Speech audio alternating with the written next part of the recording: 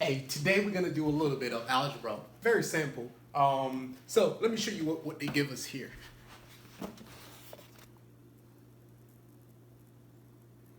So we have 4x plus 18 is equal to 38.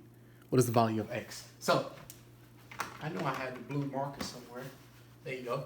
So what do we have? 4x plus 18 is equal to 38. What is the value of x? And this is not too bad, actually. So how do we solve for this? So first of all, we want everything that has x on one side, everything that doesn't have x on the other side of the equation. So what we have here, let's put the equation. So this one has x, we carry it down the same way it is, 4x. This one doesn't have x.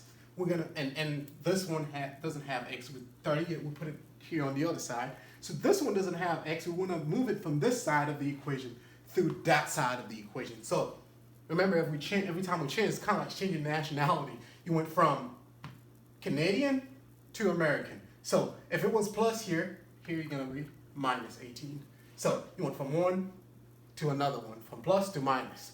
If it was minus, we'd have a plus here. So 38 minus 18 is 20.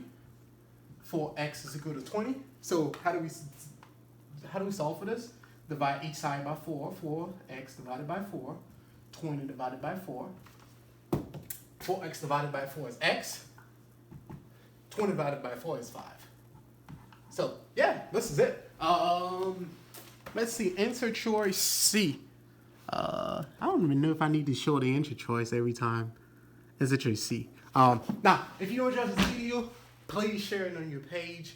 You'll help a lot of kids taking the ACT, the SAT, and in fact any other standardized test. And if you want to work with us, click on the link below. There'll be a link to book an appointment to work with us. Thank you very much.